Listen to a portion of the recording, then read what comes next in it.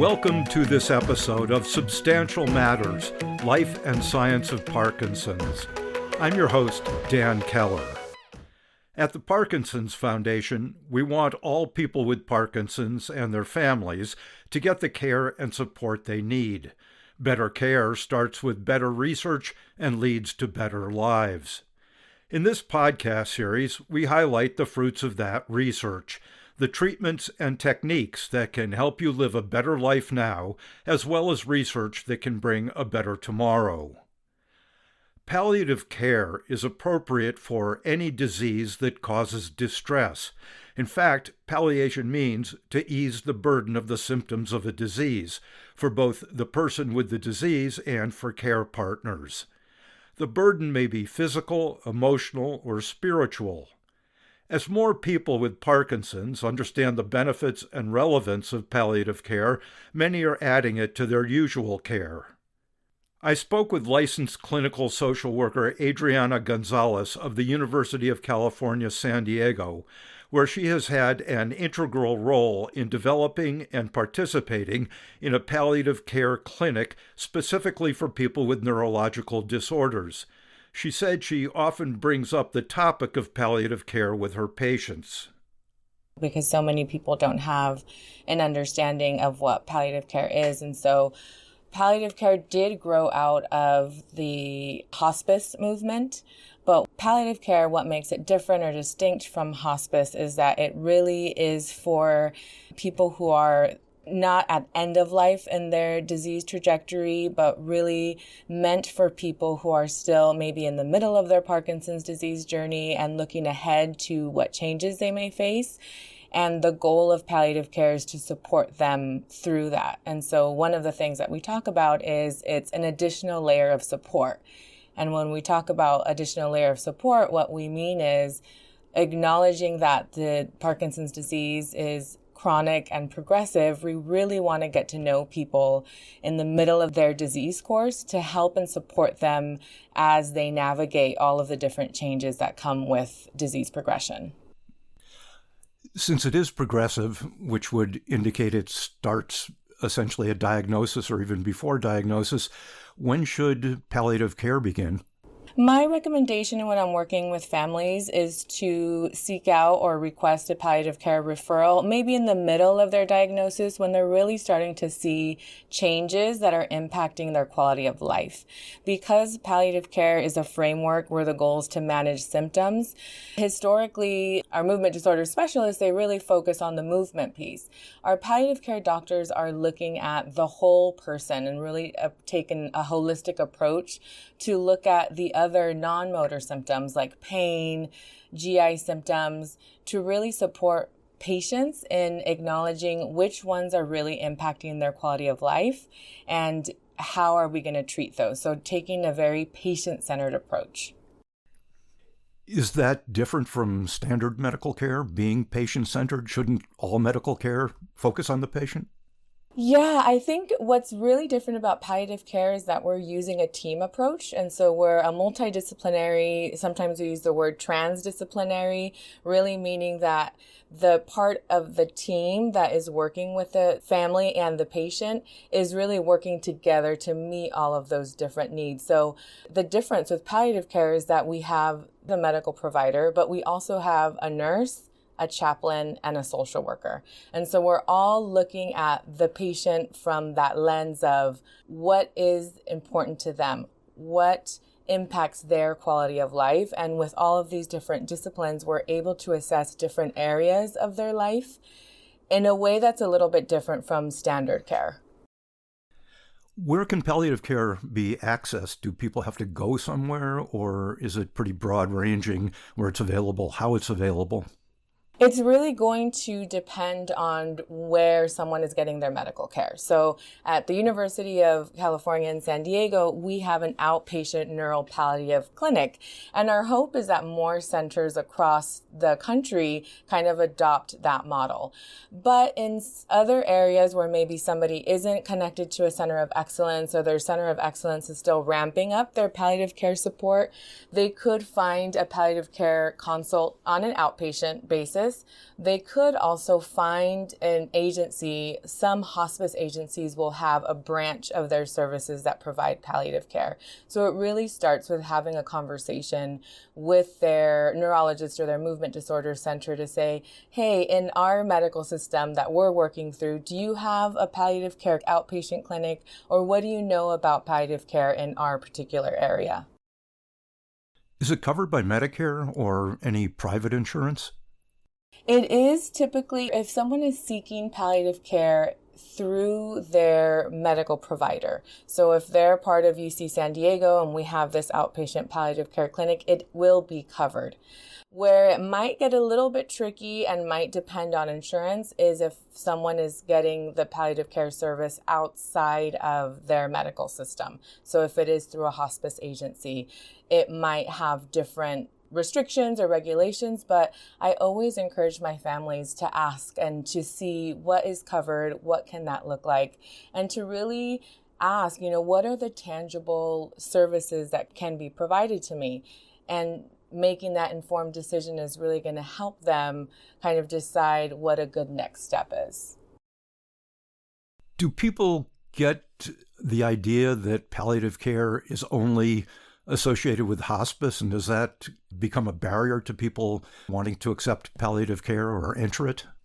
It's definitely a barrier. I think a lot of people identify or see palliative care as one step down from hospice, and that creates a lot of anxiety or worry that, I'm not there yet, and that's not really something I want to talk about. And so when I go out into the community or when I talk to my families, I remind them that palliative care is really that additional layer of support where our goal is to get to know the family and the patient so that as the disease progresses and as they encounter different symptom changes that impact quality of life, that impact emotional wellness, that we will have that relationship and we can talk through those symptoms and what it brings up for the family.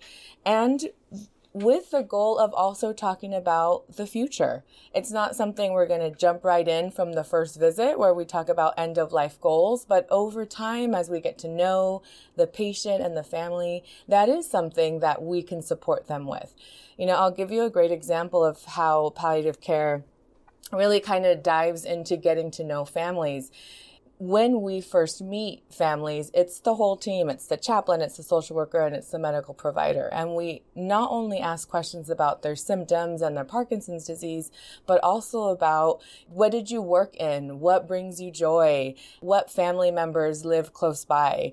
Tell me about how you met your partner or your spouse, because we really want to get to know that person. For example, I had a patient who liked to build things. Built a tree house for his children, always fixed things around the house.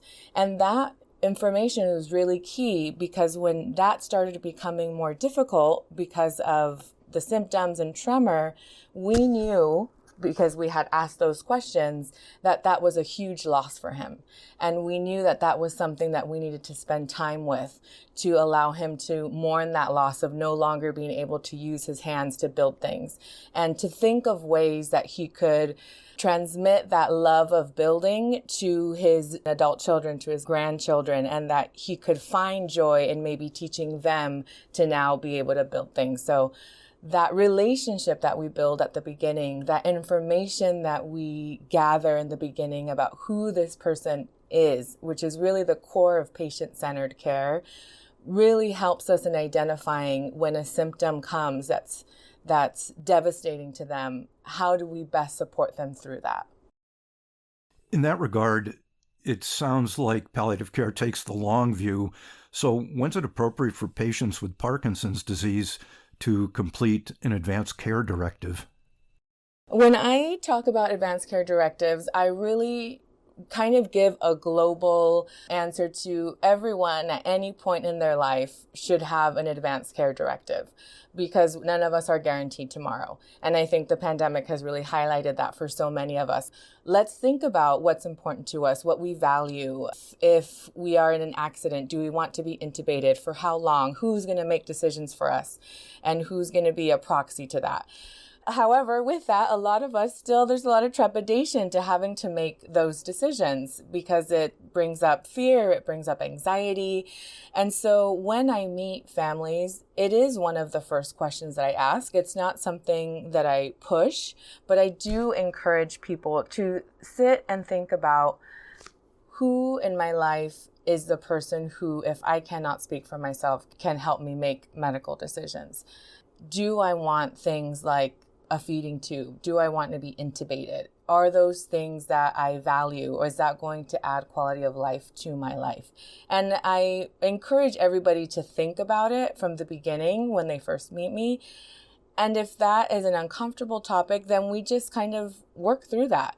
And so I encourage everybody to think about it, to look at what an advanced care plan asks and what it is, and to explore a little bit. And if it's difficult to do, it's something that we can explore together and find out, why is this difficult? Why is it hard? So I always encourage people to start being curious about the advanced care directive, hopefully fill it out, but to really think about, why is this hard for me? And what can I do to help me kind of work through what's so hard about it?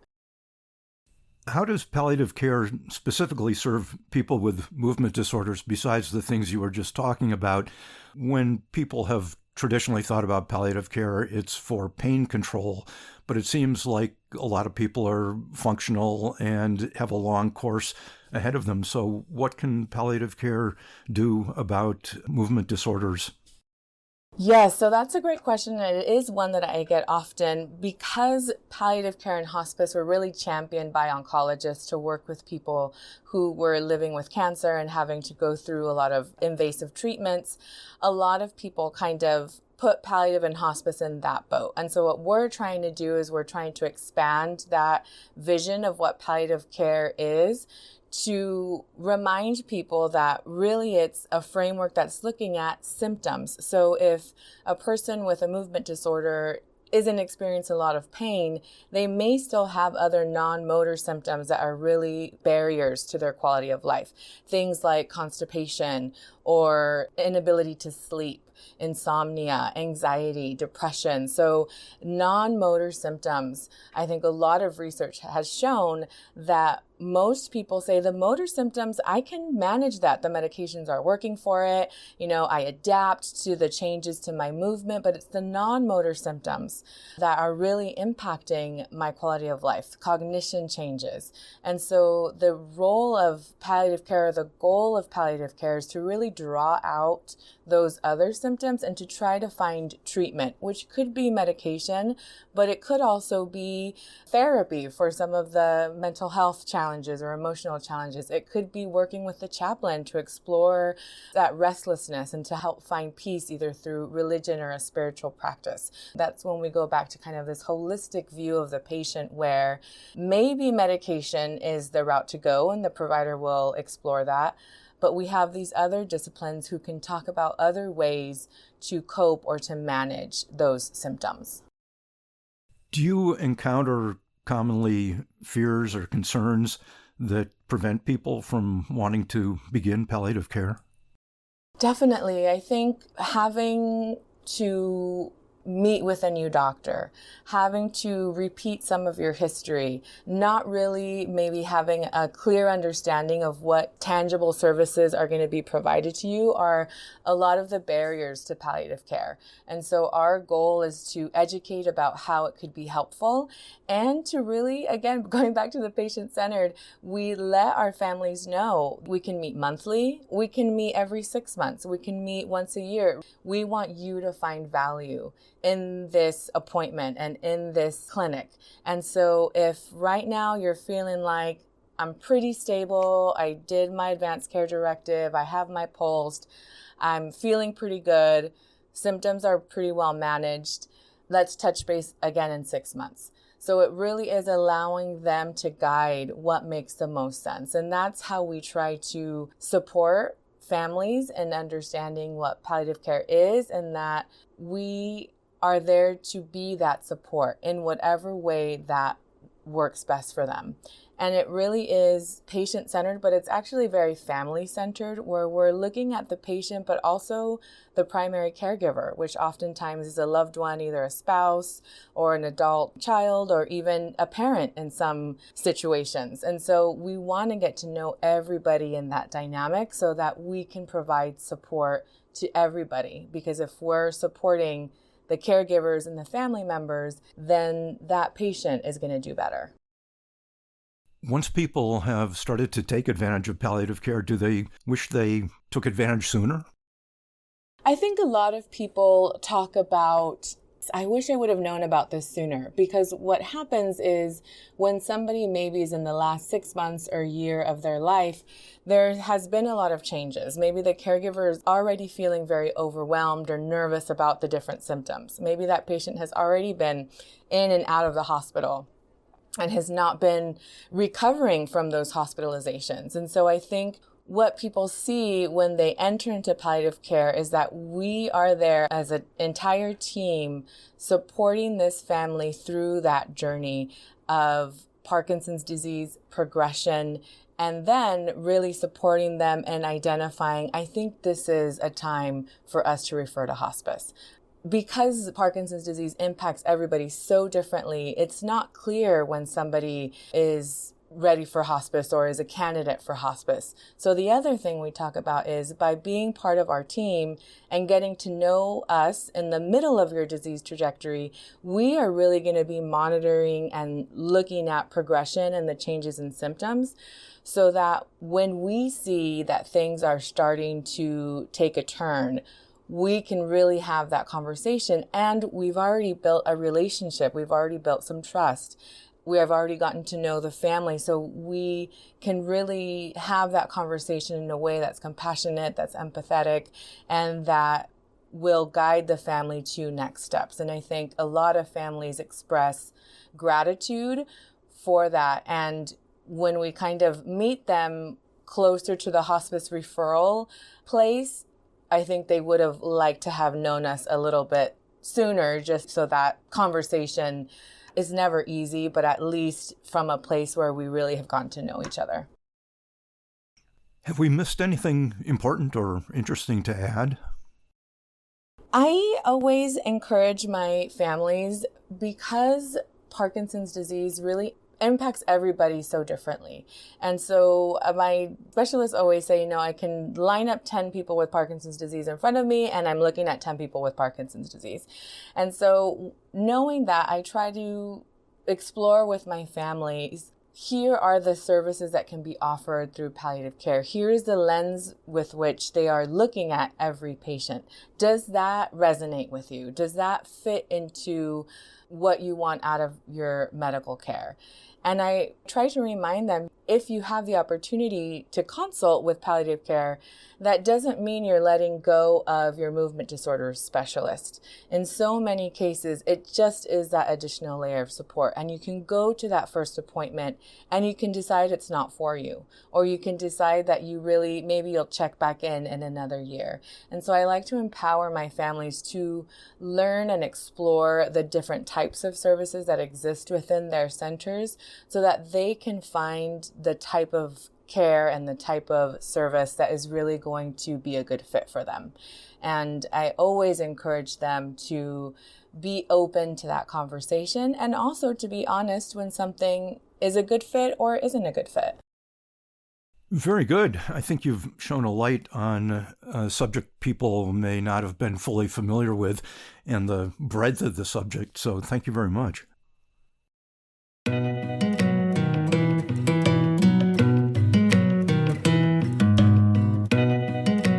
For more resources on palliative care, you can go to parkinson.org/library and search for palliative care.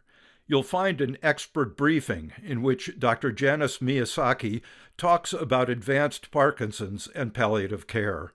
There is also a fact sheet on palliative and hospice care, and within it is a link to our Caring and Coping book, A Care Partner's Guide to Parkinson's Disease. That same search will bring you to a link to an earlier podcast in which Dr. Benzie Kluger discusses palliative care as supportive care in PD, which he believes should start at the time of diagnosis. The Parkinson's Foundation is partnering with the University of Rochester Medical Center, a Parkinson's Foundation Center of Excellence, on an initiative titled Implementing Team-Based Outpatient Palliative Care in Parkinson's Foundation Centers of Excellence to make palliative care a standard practice across all of its centers of excellence in the U.S. To learn more about the initiative, you can visit the PCORI page listed under Related Resources for this episode's page at parkinson.org/podcast. If you have questions about this topic or anything else having to do with Parkinson's, our information specialist can provide answers in English or Spanish. You can reach them at 1-800-4PD-INFO. News and updates about future events and resources are available by joining our email list at the bottom of our website's homepage. If you want to leave feedback on this podcast or any other subject, you can do it at parkinson.org/feedback. If you enjoyed this podcast, be sure to subscribe and rate and review the series on Apple Podcasts or wherever you get your podcasts. At the Parkinson's Foundation, our mission is to help every person diagnosed with Parkinson's live the best possible life today. To that end, we'll be bringing you a new episode in this podcast series every other week.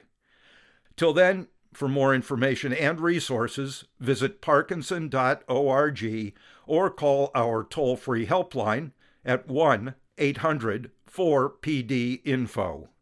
That's 1-800-473-4636.